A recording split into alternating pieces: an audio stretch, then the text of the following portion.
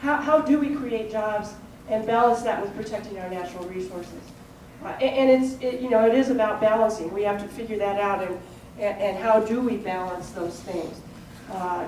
National Scenic Area is a good example of that kind of balance. And you mentioned the copper mine. I know you've been reading about my co-sponsorship with Congressman Gosar.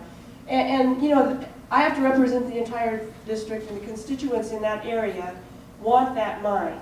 So, and I want a place at the table to talk about the things that I'm concerned about regarding that legislation, which are environmental protections, the government-to-government relationship with the tribes, tribal consultations. And so those discussions are ongoing. But I believe that we can create jobs, but with federal action and not necessarily federal dollars. Forest restoration is a great example of that. National Scenic Area is a great example of that, where we're thinking creatively about how we do protect our natural resources, at the same time creating jobs, but not spending federal dollars. And it can be done. When we look at it in that framework and approach it in that way, we can actually come up with good ideas to move forward. There certainly is talk about that, and it involves protecting the environment, protecting jobs, and moving toward a goal of energy independence in this country. And as I said earlier, I think Arizona is a pivotal part of that because of our opportunity with wind and solar. What I'd like to see is a national energy strategy where we start to move toward energy independence now, doing the things that we can do now. And I'll just give you an example. For instance, we have the electric car. It makes sense to run the electric car on the coast because you've got interstate that goes all the way north to south, lots of towns, lots of communities where you take your battery in, get another battery, recharge, and off you're off. Wind and solar makes so much sense here in Arizona, including manufacturing. And so we need to look at those things that we can do right now to start to transition off of foreign oil and move in that direction. And so there is definitely conversation. And the president, mentioned it in the State of the Union as one of his priorities. I'm very concerned about that as well. When I first started as a prosecutor, was in charge of doing all of the involuntary mental health commitments. Thank you so much. Thank you.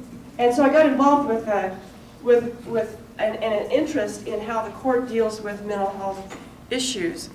And at that time, formed a committee and we rewrote the Arizona Code on mental health. And it's since been rewritten. But we still haven't done enough, and it's really clear that we need to do more.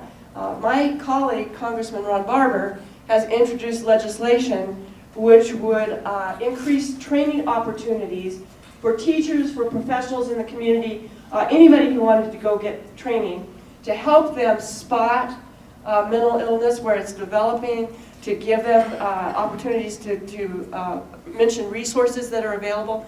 So it's a start in the right direction, and there definitely is a lot of talk about just how we do that, and would love to have your thoughts about that. Forest management has always been a top priority of mine because I was born in McNairy, Arizona, which was a timber town, and saw that industry go away. And I always thought that we need to have the timber industry back as part of that diversification in terms of the economy. And the forest restoration project is a model for doing that. So it's a collaboration with the timber industry. The idea is that they take out the smaller diameter trees and then manufacture a construction composite with that. And so they're thinning the forest, but they're also creating jobs and selling something that they're making out of the wood product.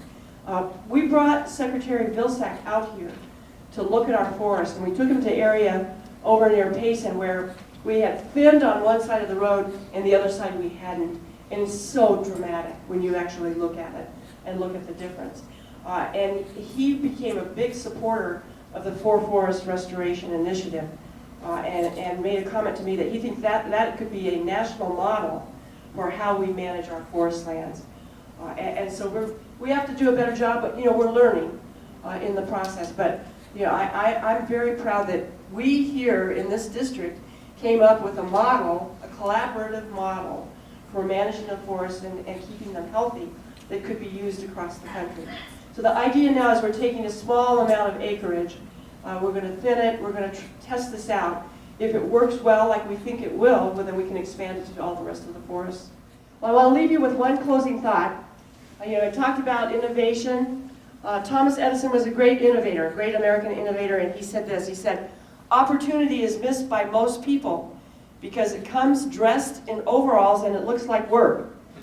So, I want to leave you with that thought because we've got an opportunity to do some wonderful things in Arizona, especially here in the Verde Valley, Sedona. But it's going to take a lot of work. We're going to have to work together. So thank you again. I really appreciate this opportunity, and I'll turn the microphone back to Tom. Thank you.